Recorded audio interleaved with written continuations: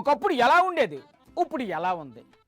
రాష్ట్రం దివాలా తీసింది, జనం అల్లల్లాడిపోతున్నారని అంటున్నారు మాజీ మంత్రి హరీష్ రావు గారు. ఇంకా ఆయన ఏంటంటే చెప్తారో ఎందాం. నమస్కారం సార్, ఏంటి సార్ పరిస్థితి? ఇవాళ రాష్ట్రంలో ఏమైంది? హాస్పిటల్ బంద్, కాలేజీలు బంద్, రేషన్ షాపులు బంద్, ఆటో డ్రైవర్లు నాగం చేస్తేవి, అంగన్వాడీలను, రేషన్ డీలర్లను నాగం పట్టించిన అవుట్ సోర్సింగ్ ఉద్యోగులను ఎవరిని నువ్వు మోసం చేయలేదు. మరి కాంగ్రెస్ వాళ్ళేంటి సార్ రాష్ట్రం బ్రహ్మాండంగా ఉందని చెప్తున్నారు? రైతులకు యూరియా లేదు, నిరుద్యోగులకు జాబ్ క్యాలెండర్ లేదు, ఫీజు రియంబర్స్మెంట్ రాదు, అందరి నోట్లో మట్టి కొట్టిండు రేవంత్ రెడ్డి. అంటే ఇప్పుడు రాష్ట్రంలో ఏ పని జరగడం లేదంటారా? కమిషన్లు మాత్రం దంచి వసూలు చేసుకుంటారు. ఈ కమిషన్లు ఏంటి సార్? రేవంత్ రెడ్డికి ఇచ్చే కమిషన్ మాత్రం ఫస్టే కట్టాలన్నట, బిల్డింగ్ కమిషన్. నిజమా?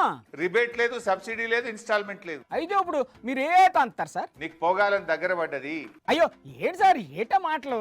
డిఏ అంటే డియర్నెస్ అలవెన్స్.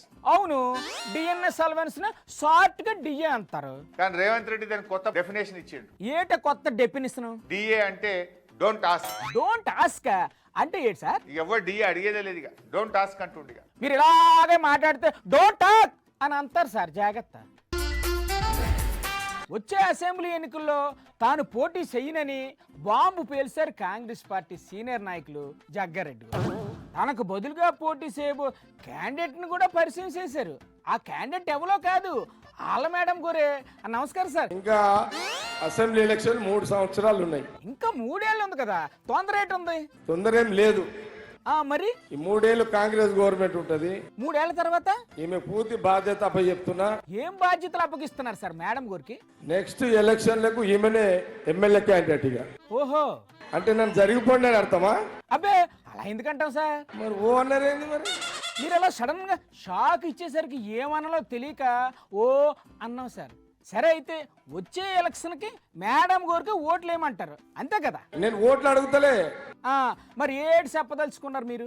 ఓన్లీ మాట్లాడుతున్నా అంతే. అలా కాదు సార్, మేడంకు బాధ్యతలు అప్పచెప్పి మీరేం చేద్దాం అనుకుంటున్నారు? నేను బ్యాక్గ్రౌండ్ మొత్తం. ఓహో, మీరు వెనకాల నడిపిస్తారన్నమాట. అయినా మేడం ఎందుకు సార్ ఇబ్బంది పెట్టడం? మీరే పోటీ చేయొచ్చు కదా. నా వయసు ఇప్పుడు 59. 59 అంటే పెద్ద వయసు ఏం కాదు సార్ పాలిటిక్స్ లో.